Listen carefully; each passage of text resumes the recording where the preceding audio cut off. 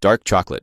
Not all chocolate is the same. Dark chocolate is the form closest to how chocolate was originally consumed, dating back to around 1500 BCE, when the Maya and later the Aztecs drank cacao as a bitter beverage made from ground beans and water. It wasn't until the mid-1800s, after cocoa butter separation was perfected in Europe, that solid, dark chocolate bars became possible. Dark chocolate is the type of chocolate researchers talk about the most. It contains flavanols, natural plant compounds that help support healthy blood flow. Varieties with 70% cacao or more contain significantly higher levels than milk chocolate, which is why dark chocolate appears so often in nutrition research and health discussions. The science is genuinely promising. A 2017 meta-analysis found that higher chocolate consumption was associated with a 10% lower risk of coronary heart disease and a 16% lower risk of stroke. Studies show it can reduce LDL cholesterol and total cholesterol levels. The flavanols also trigger nitric oxide production, which keeps arteries flexible and blood flowing smoothly. But here's what the headlines often skip. You'd need to eat around 700 calories of dark chocolate daily to match the flavanol doses used in supplement studies. That's nearly half a day's calories. The real benefit comes from small, consistent amounts, about 1 ounce or roughly 1 row of a standard bar. Dark chocolate also delivers impressive minerals. 1 ounce provides 64% of your daily copper, 27% of your manganese, and significant iron and magnesium. It contains about 4 grams of fiber per ounce, more than most people expect from candy. If you eat dark chocolate daily, brand selection matters. I spent way too long researching which ones test cleanest. I've linked the brands I personally use in the description. Milk chocolate. Milk chocolate didn't exist until 1875, when Swiss chocolatier Daniel Peter successfully combined cacao with powdered milk.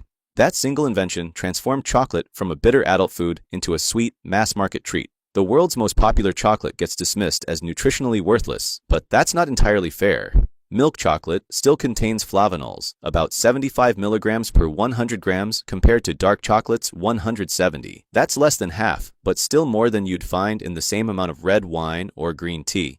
A study from the University of Aberdeen tracked over 20,000 people for more than a decade. Those who ate the most chocolate, most of it milk chocolate, had lower rates of heart disease and stroke than those who ate the least. The researchers couldn't prove causation, but the correlation was significant enough to publish. The problem isn't the chocolate. It's everything else in the bar. Milk chocolate must contain at least 12% milk solids by law, and most brands load it with sugar to achieve that familiar sweetness. A typical milk chocolate bar has roughly twice the sugar of dark chocolate. Some research suggests milk proteins may interfere with flavanol absorption. When you drink milk with dark chocolate or eat milk chocolate, your body may not absorb as many beneficial compounds. Scientists are still debating this, but it's worth noting. Milk chocolate does provide calcium from the milk solids, a genuine nutritional advantage over dark chocolate. If you prefer milk chocolate's taste, choosing brands with higher cacao percentages, closer to 40%, and less added sugar gets you closer to dark chocolate's benefits while keeping the flavor profile you enjoy.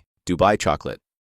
Dubai chocolate isn't a traditional chocolate category. It's a modern viral style that emerged in the early 2000s, driven by Middle Eastern dessert culture and social media. It became globally popular after luxury chocolatiers in Dubai began combining chocolate with regional dessert elements, most famously pistachio cream, kataifai, shredded phyllo, and tahini, inspired by nafe. Unlike classic chocolate types, Dubai chocolate is defined more by presentation and filling than cacao percentage. Bars are often thick, glossy, and snapped open to reveal flowing pistachio paste or layered textures. The appeal is visual as much as it is flavor-driven, which is why it exploded on TikTok and Instagram. From a health perspective, Dubai chocolate sits closer to dessert chocolate than functional chocolate. The pistachios add some nutritional value, healthy fats and minerals, but the overall profile depends heavily on sugar and portion size. It's indulgent by design, not optimized for flavanols or antioxidants. What makes Dubai chocolate important is where chocolate culture is heading. It represents a shift away from minimalist bars toward experience-driven chocolate, where texture, filling, and cultural fusion matter as much as cacao itself. It's not replacing dark chocolate, but it's redefining what people expect chocolate to be. If you've seen those pistachio-filled bars cracking open online, that's Dubai chocolate. And yes, it's popular for a reason. Extra dark chocolate. Extra dark chocolate, typically 85 to 100% cacao, is actually closer to how chocolate was consumed before sugar became widely available in Europe during the 1600s and 1700s. Modern ultra-dark bars gained popularity in the late 20th century. Once you pass 85% cacao, you enter a different category entirely. Extra dark chocolate is for people who've trained their palate to appreciate intense bitterness and who want maximum health benefits with minimum sugar. At 85 to 100% cacao, the flavanol concentration increases substantially. The sugar drops to almost nothing. A typical 85% bar contains just 5 grams of sugar per serving compared to 14 grams in 70% dark chocolate. The trade-off is taste. Most people find 85% plus chocolate unpleasantly bitter on first try. The flavanols and tannins that deliver health benefits are the same compounds that make your mouth pucker. It's an acquired taste that takes weeks or months to develop. If you can handle it, extra dark chocolate offers the best ratio of benefits to drawbacks. You get more antioxidants per calorie, more minerals per gram, and almost no sugar. Some research suggests the polyphenols in very high cacao chocolate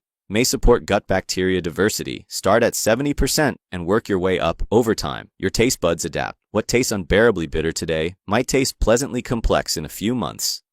Semi-sweet chocolate. Semi-sweet chocolate became widespread in the early 1900s as home baking expanded and chocolate manufacturers created bars specifically designed for cookies, brownies, and desserts.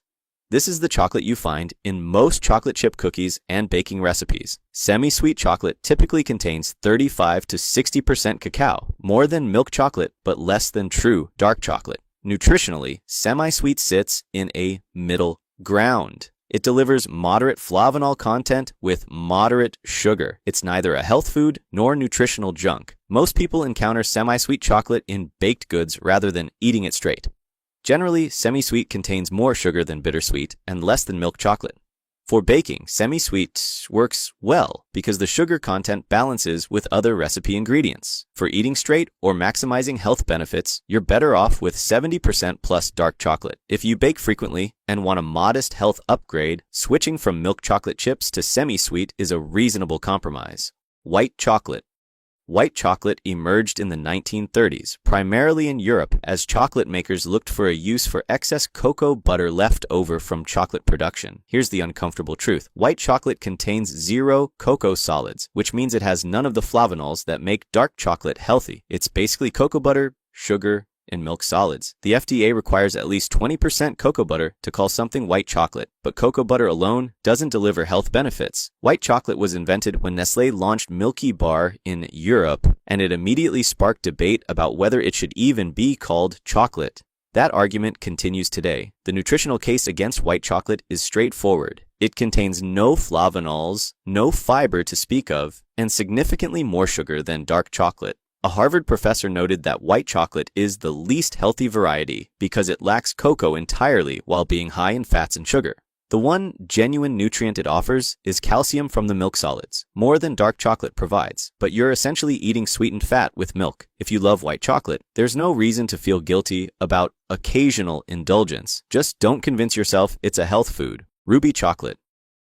Ruby chocolate is the newest chocolate category, officially introduced in 2017 by Swiss chocolate company Barry Callebaut, marking the first new chocolate type in over 80 years. The company claims Ruby chocolate offers a completely new taste experience, berry fruity with a smooth texture and a distinctive pink color that comes from the beans themselves, not added coloring. The health picture is murky. Ruby chocolate's phenolic content falls between milk and white chocolate. Less beneficial than dark chocolate, more than white. The exact production method remains a trade secret. What we know, Ruby chocolate is made from specific cacao beans processed in a way that preserves naturally occurring pigmented compounds. The beans come from Ecuador, Brazil, and the Ivory Coast. Industry experts debate whether Ruby chocolate represents genuine innovation or clever marketing. The taste is genuinely different, but the health benefits appear minimal compared to dark chocolate.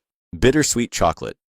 Bittersweet chocolate became common in professional kitchens during the early to mid-1900s, as pastry chefs needed chocolate with strong cocoa flavor that still melted and baked well. Bittersweet chocolate typically contains 60 to 72% cacao. It's the sweet spot many chocolate lovers prefer. Enough cacao for real health benefits, enough sugar to remain enjoyable without palate training. The flavanol content approaches that of dark chocolate. You're getting meaningful antioxidants while still having something most palates find pleasant. For people transitioning from milk chocolate toward healthier options, bittersweet is an excellent stepping stone.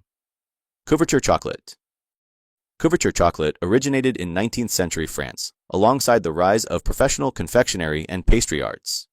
This is what professional chocolatiers and pastry chefs use. Couverture contains higher cocoa butter content than regular chocolate, which gives it superior melting properties and a glossy finish when tempered. Health-wise, couverture follows the same rules as regular chocolate. Dark couverture delivers flavonols and minerals. Milk and white versions do not. For home use, couverture is worth it if you make chocolate desserts regularly. Compound chocolate.